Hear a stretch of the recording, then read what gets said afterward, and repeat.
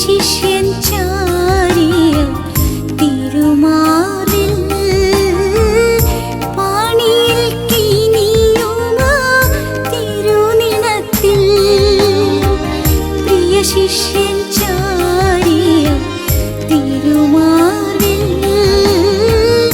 പാണിയിൽ കിനിയുമ തിരുനിണത്തിൽ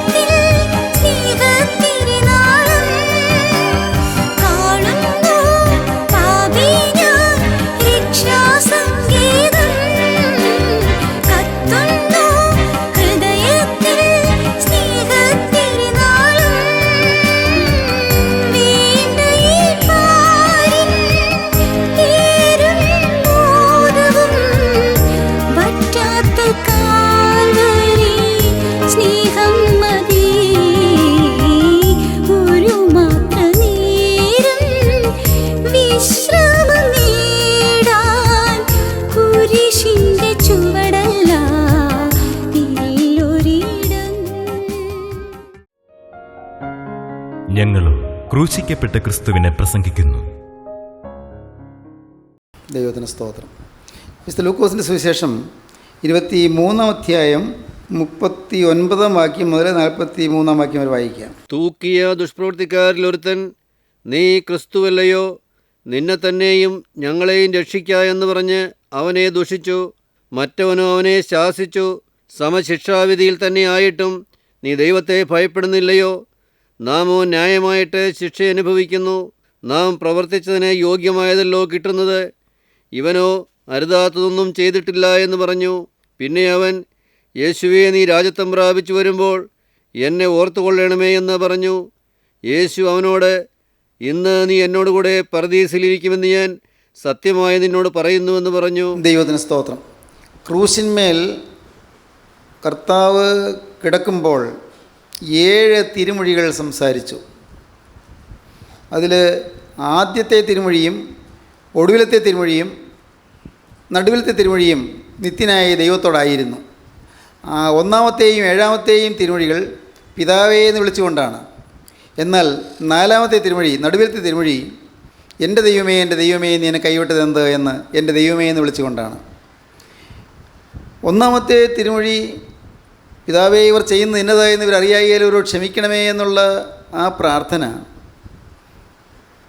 കേട്ടപ്പോൾ വലത്തുഭാഗത്തെ കള്ളൻ അവൻ പെട്ടെന്ന് മുഖം തിരിച്ചു യേശുവിൻ്റെ മുഖത്തേക്ക് ശ്രദ്ധിച്ചു നോക്കി. അതുവരെയും അവൻ അത്ര ശ്രദ്ധിച്ചിരുന്നില്ല.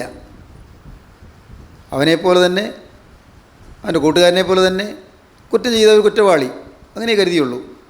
3 കുറ്റവാളികൾ, 3 ദുഷ്പ്രവൃത്തിക്കാർ, അത്രയും അവൻ വിചാരിച്ചുള്ളൂ.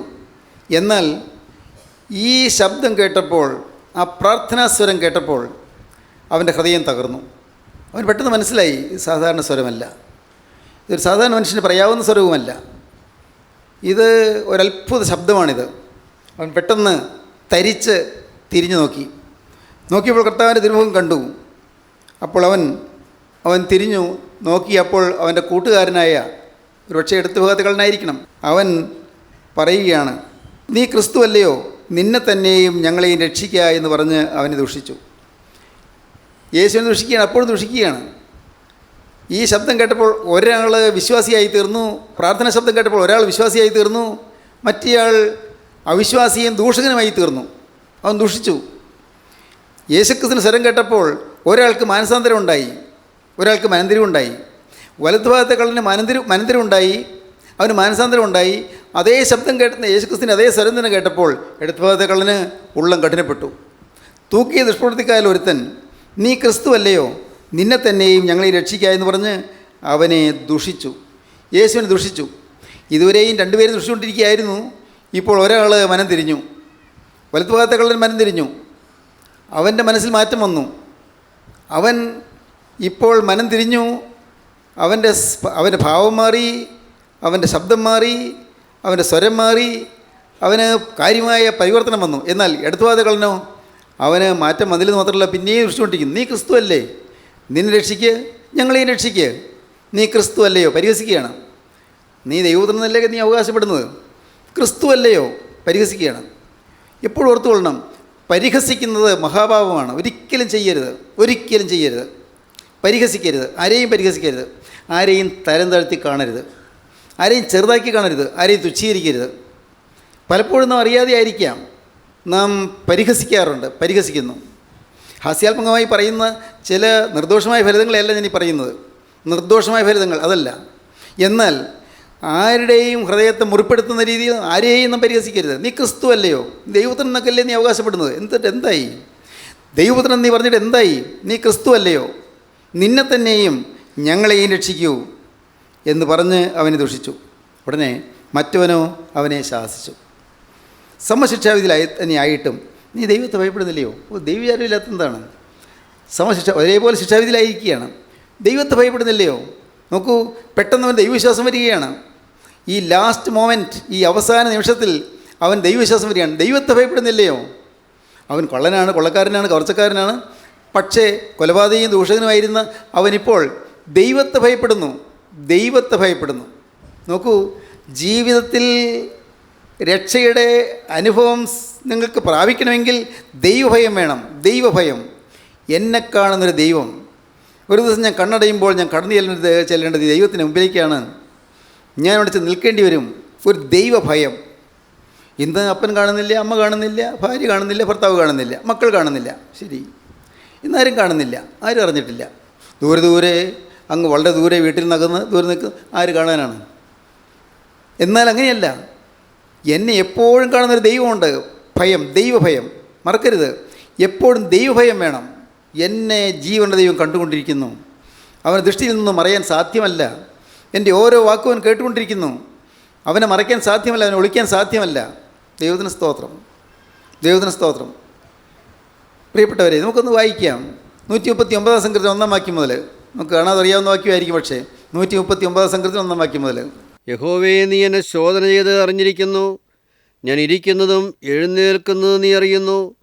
എൻ്റെ നിരൂപണം നീ ദൂരത്തു നിന്ന് ഗ്രഹിക്കുന്നു. എൻ്റെ നടപ്പും കിടപ്പും നീ ശോധന ചെയ്യുന്നു. എൻ്റെ വഴികളൊക്കെയും നിനക്ക് മനസ്സിലായിരിക്കുന്നു. യഹോവേ, നീ മുഴുവനും അറിയാതെ ഒരു വാക്കും എൻ്റെ നാവിന്മേലില്ല. സങ്കീർത്തനക്കാരൻ ദൈവത്തിൻ്റെ മഹത്വത്തെ കണ്ട് ഭയത്തോടെ പറയുകയാണ്, യഹോവേ, നീ എന്നെ ശോധന ചെയ്ത് അറിഞ്ഞിരിക്കുന്നു. ഞാൻ ഇരിക്കുന്നതും എഴുന്നേൽക്കുന്നതും നീ അറിയുന്നു. എൻ്റെ നടപ്പും കിടപ്പും നീ ശോധന ചെയ്യുന്നു. നീ മുഴുവൻ അറിയാതെ ഒരു വാക്കും എൻ്റെ നാവിന്മേലില്ല. പിന്നെ നീ മുമ്പും പിമ്പും എന്നെ അടച്ച്, നീ മുമ്പും പിൻപും എന്നെ അടച്ച് നിന്റെ കൈ എൻ്റെ മേൽ വച്ചിരിക്കുന്നു. നിന്റെ കൈ എൻ്റെ മേൽ വെച്ചിരിക്കുന്നു. ഈ പരിജ്ഞാനം എനിക്ക് അത്യത്ഭുതമാകുന്നു. എനിക്ക് മനസ്സിലാകുന്നില്ലല്ലോ. എപ്പോഴും നീ എന്നെ കാണുന്നു, എനിക്ക് മനസ്സിലാകുന്നില്ലല്ലോ. അതെനിക്ക് ഗ്രഹിച്ചുകൂടാതെ വണ്ണം ഉന്നതമായിരിക്കുന്നു. എനിക്ക് ഗ്രഹിക്കാൻ പറ്റുന്നില്ലല്ലോ. നിന്റെ ആത്മാവിനെ വിളിച്ച് ഞാൻ എവിടേക്ക് പോകും? നിന്നെ വിളിച്ച് ഞാൻ എവിടെ പോയി മറയാനാണ്? സാധ്യമല്ലല്ലോ. തിരുസന്നിധി വിട്ട് ഞാൻ എവിടേക്ക് ഓടും? തിരുസാന്നിധി വിട്ട് ഞാൻ എവിടെ പോയി ഒളിക്കാൻ സാധിക്കും? സാധിക്കില്ലല്ലോ. ഞാൻ സ്വർഗത്തിൽ കയറിയാൽ നീ അവിടെ ഉണ്ട്. പാതാളത്തിൽ എന്റെ കിടക്ക വിരിച്ചാൽ നീ അവിടെ ഉണ്ട്. പാതാളത്തിൽ നിന്ന് കിടക്കാമെന്ന് വിചാരിച്ചാൽ അവിടെയും നീ ഉണ്ട്. ഞാൻ ഉഷസ്സിൻ ചിറക് ധരിച്ച് സമുദ്രത്തിന്റെ അറ്റത്തേന്ന് പാർത്താൽ അവിടെയും നിന്റെ കൈ എന്നെ നടത്തും. ഞാൻ ദൂരെ ദൂരെ പോയി പാർത്താൽ അവിടെ സമുദ്രത്തിന്റെ അറ്റത്തേന്ന് പാർത്താൽ അവിടെയും നിന്റെ കൈ എന്നെ നടത്തും. നിന്റെ വലം കൈ എന്നെ പിടിക്കും. നിന്റെ വലം കൈ എന്നെ പിടിക്കും. ഇരുട്ട് എന്നെ മൂടിക്കളയട്ടെ, വെളിച്ചമെന്റെ ചുറ്റും രാത്രിയായി തീരട്ടെ എന്ന് ഞാൻ പറഞ്ഞാൽ ഇരുട്ടുപോലും നിനക്ക് മറവായിരിക്കയില്ല. ഇരുട്ടുപോലും നിനക്ക് മറവായിരിക്കയില്ല.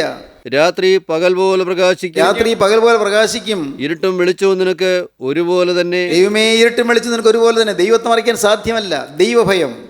നീ ദൈവത്തെ ഭയപ്പെടുന്നില്ലയോ? ചോദിക്കുകയാണ്. വലത്തുഭാഗത്തുകളും ചോദിക്കുകയാണ്, ദൈവത്തെ ഭയപ്പെടുന്നില്ലയോ? അവൻ ചോദിക്കേണ്ട ചോദ്യം ചോദിച്ചു. ദൈവമക്കളെ, നിങ്ങൾ പറയേണ്ടതാണ്, ദൈവഭയം കൊടുക്കണം. മക്കൾക്ക് ദൈവഭയം കൊടുക്കണം. മക്കൾക്ക്, വിദ്യാർത്ഥികൾക്ക് ദൈവഭയം കൊടുക്കണം.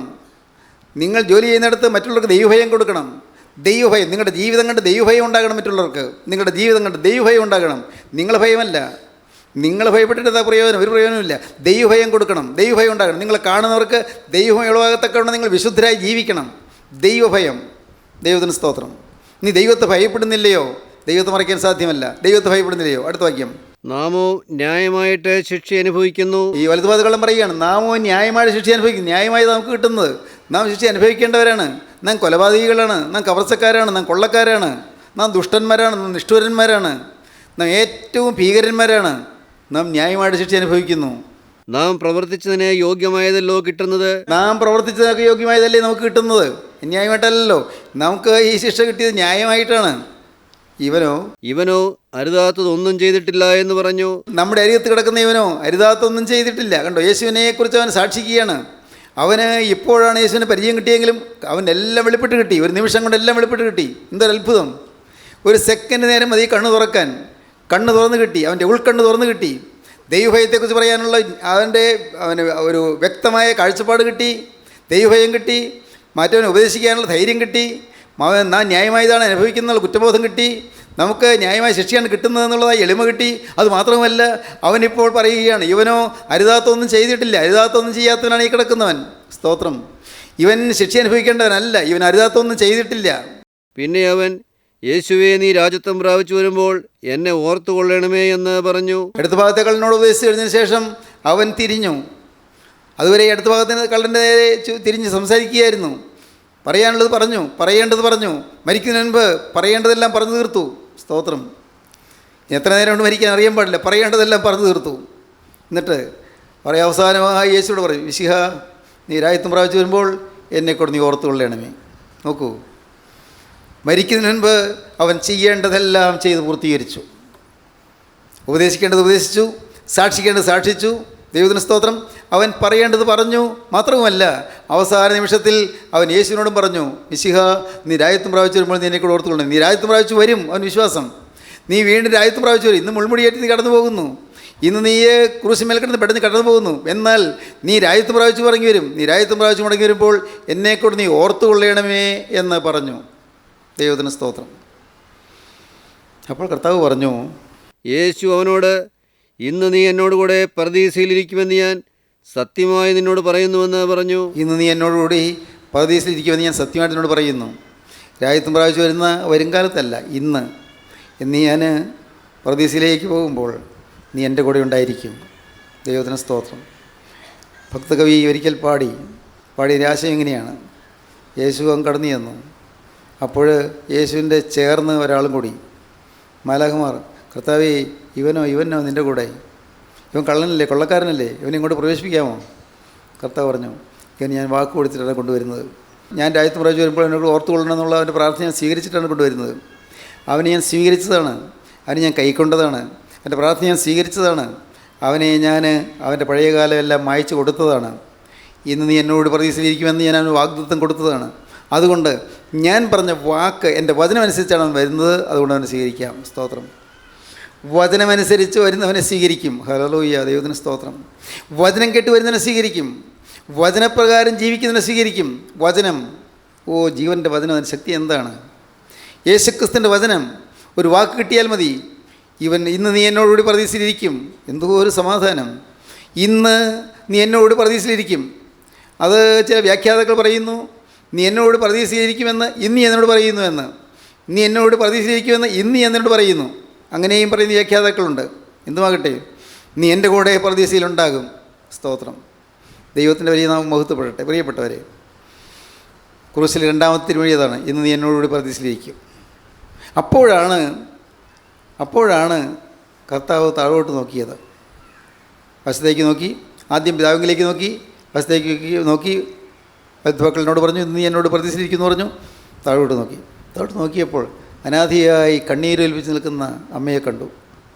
അമ്മ അനാഥയായി, മാതാവ് കണ്ണീരണിഞ്ഞ് നിൽക്കുകയാണ്, ഏങ്ങളടിച്ചുകൊണ്ട് കരയുകയാണ്. മാത്രമല്ല സീമപുത്രന്മാർ വേറെയുമുണ്ട്, അവരും കരയുന്നു. അപ്പുറത്ത് ഏകാഗിയായി അമ്പരപ്പോടെ നിൽക്കുന്ന ശിഷ്യൻ ക്രിസ്തു യോഹന്നാൻ. ദൈവത്തിന് സ്തോത്രം. എല്ലാവരും വിട്ട് ഓടിപ്പോയി.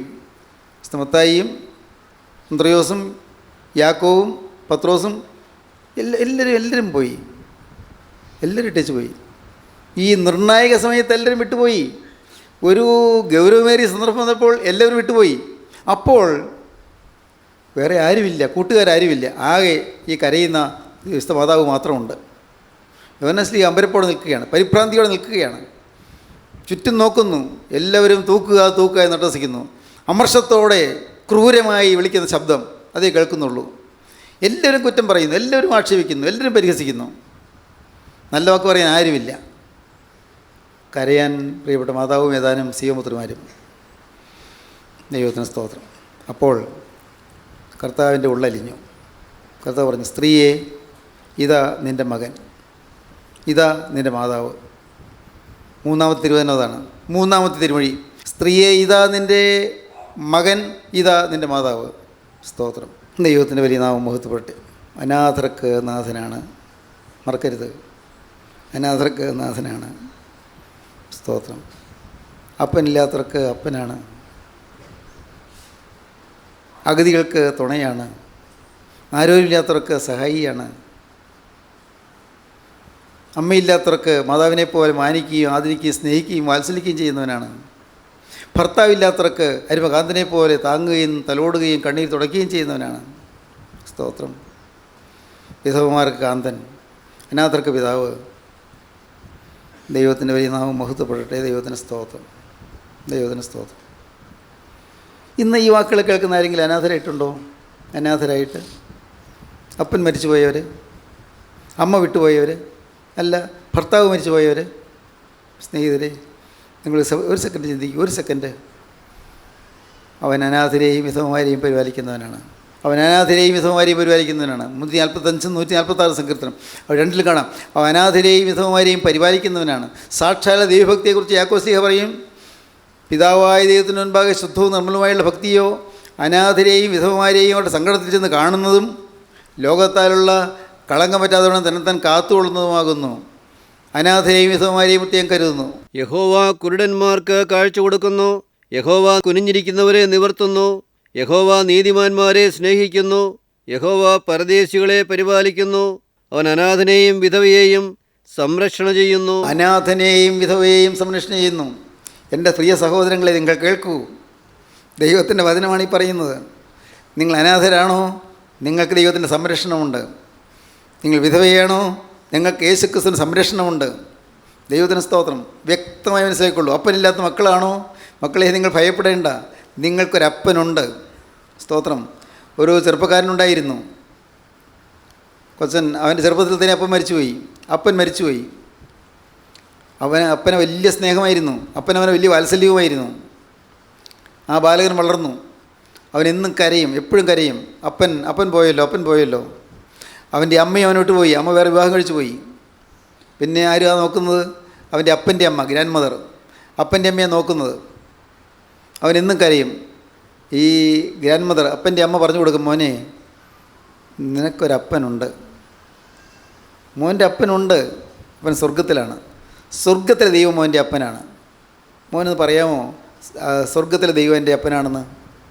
ഗോഡ് ഈസ് മൈ ഫാദർ അവൻ പറയും, ഗോഡ് ഈസ് മൈ ഫാദർ. ദൈവം എൻ്റെ അപ്പനാണെന്ന് പറഞ്ഞ് വളർന്നു. കാലങ്ങൾ മുന്നോട്ട് പോയി. 24 വയസ്സായി. 24-ാമത്തെ വയസ്സിൽ അവൻ ലോകത്തിലേക്ക് ഉന്നതനായ ശാസ്ത്രജ്ഞനായി മാറി. Sir Isaac Newton. Law of gravity കണ്ടുപിടിച്ച ഐസക് ന്യൂട്ടൺ 24-ാമത്തെ വയസ്സിൽ ലോകപ്രശസ്തനായ ശാസ്ത്രജ്ഞനായി മാറി. ഐസക് ന്യൂട്ടൺ ജനിച്ചധികം കഴിയുന്നതിന് മുമ്പ് അപ്പോൾ മരിച്ചുപോയവനാണ്. ദൈവത്തിന് സ്തോത്രം. അനാഥരെ പരിപാലിക്കുന്നൊരു ദൈവമുണ്ട്. സ്ത്രീയെ ഇതാ നിൻ്റെ മകൻ, ഇതാ നിൻ്റെ മാതാവ്. അനാഥരായി അവൻ ആരെയും കൈവിടുകയില്ല. എനിക്കാരുമില്ലെന്ന് പറഞ്ഞ് നീ കരയുന്നുവോ? നിന്നെ കാക്കാൻ, നിന്നെ നോക്കാൻ, നിന്നെ പോറ്റാൻ, നിന്നെ പുലർത്താൻ യേശുക്രിസ്തു ഉണ്ട്. സ്തോത്രം. ദൈവത്തിന് സ്തോത്രം. ദൈവത്തിൻ്റെ വലിയ നാമം മഹത്വപ്പെടട്ടെ. ചില അനുഭവങ്ങളൊക്കെ പറയാൻ തോന്നുന്നുണ്ട് എനിക്ക്. ചില നല്ല നല്ല നല്ല അനുഭവങ്ങൾ. ഞാൻ അനാഥനായിരുന്നു. സ്തോത്രം. അപ്പൻ മരിച്ചു പോയിരുന്നു. ഒരു വയസ്സിൽ അപ്പൻ മരിച്ചു പോയിരുന്നു. നിങ്ങൾ കേട്ട് മടുത്ത് കാണും. അതുകൊണ്ട് ഞാൻ കൂടുതൽ പറയുന്നില്ല. സ്തോത്രം. പക്ഷെ ഒന്നെനിക്കറിയാം, കരഞ്ഞാൽ കരച്ചിൽ കാണുന്നൊരു ദൈവമുണ്ട്. ഏങ്ങലടിച്ചാൽ നിലവിളി കേൾക്കുന്നൊരു ദൈവമുണ്ട്. നെടുവീർപ്പിട്ടാൽ നെടുവീർപ്പ് മാറ്റിത്തരുന്ന ദൈവമുണ്ട്. വിതുമ്പിയാൽ വിതുമ്പൽ ഏറ്റുവാങ്ങുന്നൊരു ദൈവമുണ്ട്. കരഞ്ഞാൽ കണ്ണീര് തുടച്ചു തരുന്നൊരു ദൈവമുണ്ട്. സത്യം, വിശ്വസിക്കൂ. നിങ്ങൾ വിശ്വസിക്കൂ. അവൻ അനാഥരെയും വിധവമാരെയും പരിപാലിക്കുന്നവനാണ്. സ്തോത്രം. സ്ത്രീയെ, ഇതാ നിൻ്റെ മകൻ, ഇതാ നിൻ്റെ മാതാവ്. 3-ാമത്തെ തിരുവചനം. അപ്പോഴാണ് വലിയൊരു കൂരിരുട്ട്, വലിയ കൂരിരുട്ട്. അന്ധകാരൻ ഭൂമിയെ പടർന്നു പിടിച്ചു. ആ സകലം കൂരിരുട്ട്, നട്ടുച്ചയ്ക്ക് ഇരുട്ട്. 6 മണി നേരം മുതൽ 9 മണി നേരം വരെ ദേശത്തെല്ലാം കൂരിട്ടുണ്ടായി. 6 മണി നേരം 12 മണിയാണ്, ഉച്ചയ്ക്ക് 12 മണി. 9 മണി നേരം ഉച്ചയ്ക്ക് 3 മണി. 12 മണി മുതൽ 3 മണി വരെയും 3 മണിക്കൂർ നേരം ആ സകലം കൂരിരുട്ട്. എന്തോ കൂരിരുട്ട്. സൂര്യൻ കണ്ണടച്ചു കളഞ്ഞു. പിതാക്കന്മാർ പാടുന്നത് അങ്ങനെയാണ്, സൂര്യൻ കണ്ണിറുകി അടച്ചു എന്ന്. സൃഷ്ടാവിൻ്റെ നഗ്നത കാണാതിരിപ്പാൻ സൃഷ്ടി കണ്ണടച്ചിരുട്ടാക്കി. സ്തോത്രം. സൃഷ്ടാവായ ക്രിസ്തുവിൻ്റെ നഗ്നത കാണാതിരിപ്പാൻ സൃഷ്ടിയായ സൂര്യൻ കണ്ണടച്ച് കണ്ണുപൂട്ടി ഇരുട്ടാക്കി. കൊള്ളിയാഴ്ചത്തെ പ്രാർത്ഥനയിൽ ഈ മനോഹരമായ ഗീതം പാടുന്നത് നിങ്ങൾ കേട്ടിട്ടുണ്ടാകും. സ്തോത്രം. എൻ്റെ കർത്താവിൻ്റെ വലിയ നാമം മഹത്വപ്പെടട്ടെ. സൂര്യൻ ഇരുണ്ടുപോയി, ആകാശം കറുത്തിരുണ്ടു, ആ സകലം കൂരിട്ടുണ്ടായി. ആർക്കും ആരെയും കാണാൻ വയ്യ. അപ്പോൾ ഒരു ശബ്ദം മാത്രം കേൾക്കാം. ഒരു ശബ്ദം, ഒരു ഏങ്ങലടിയുള്ള ശബ്ദം. എൻ്റെ ദൈവമേ, എൻ്റെ ദൈവമേ, നീ എന്നെ കൈവിട്ടതെന്ത്? അതാണ് ക്രൂശിലെ 4-ാമത്തെ ശബ്ദം. 7 മൊഴികളിൽ നടുവിലത്തെ ശബ്ദം. എൻ്റെ ദൈവമേ, എൻ്റെ ദൈവമേ, നീ എന്നെ കൈവിട്ടതെന്ത്? ദൈവത്തിന് സ്തോത്രം. ഏങ്ങലടികളോട് ഉയർന്ന ആ ശബ്ദം സ്വർഗത്തിൽ മാറ്റിക്കൊണ്ടു.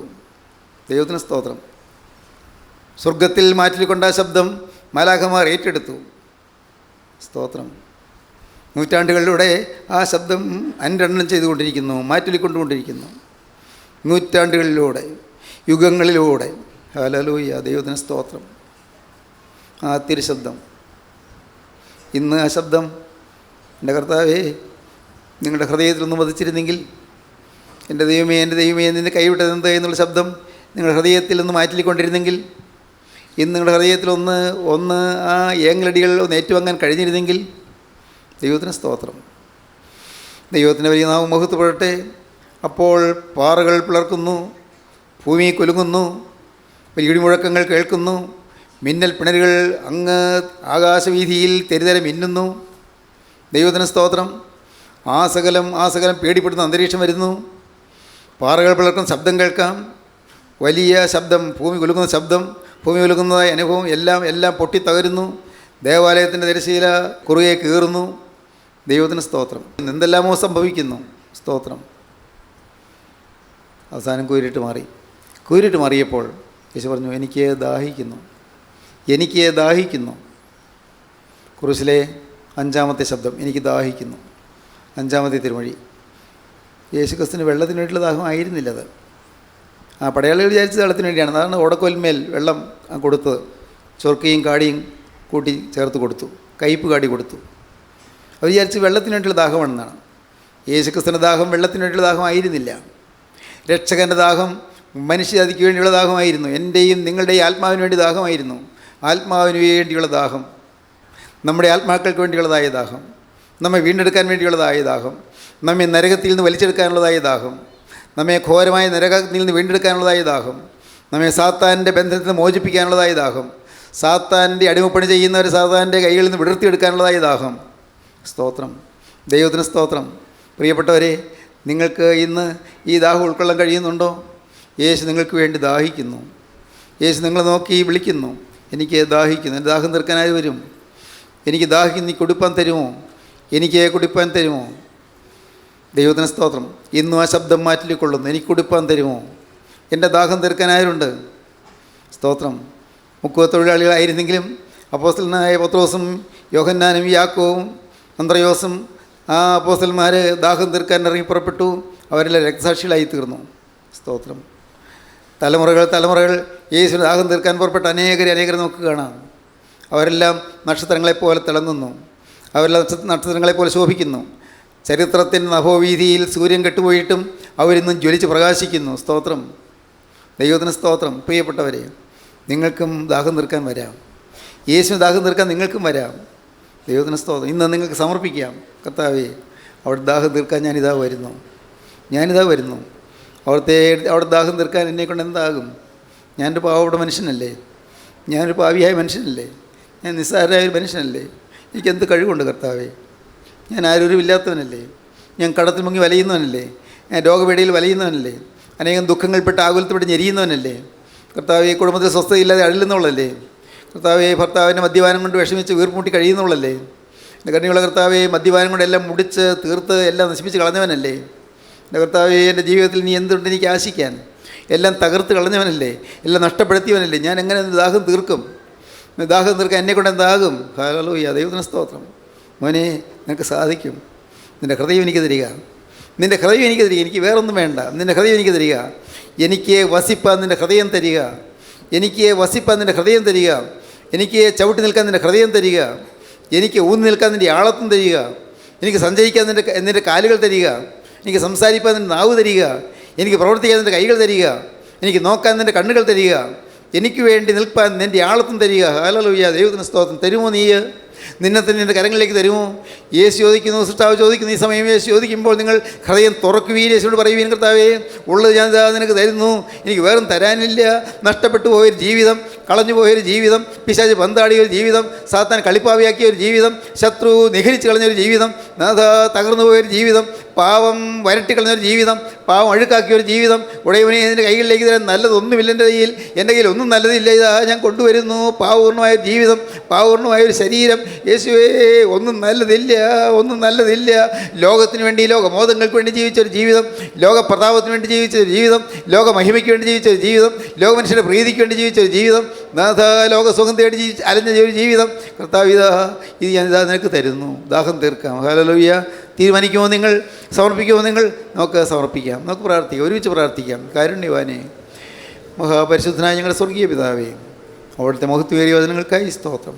അപ്പോൾ ഈ മക്കൾ തൊട്ടതിനായി സ്തോത്രം, ഈ മക്കളുടെ മെത്തിൻ്റെ പുനരം വെച്ചതിനായി സ്തോത്രം, എല്ലാവരെയും തലോടിയതിനായി സ്തോത്രം, കണ്ണുനീര് തുടച്ചതിനായി സ്തോത്രം, അനാഥത്വം മാറ്റിയതിനായി സ്തോത്രം, പാവങ്ങൾ ക്ഷമിച്ചതിനായി സ്തോത്രം, നിത്യജീവൻ വേണ്ടി ഒരുക്കിയതിനായി സ്തോത്രം.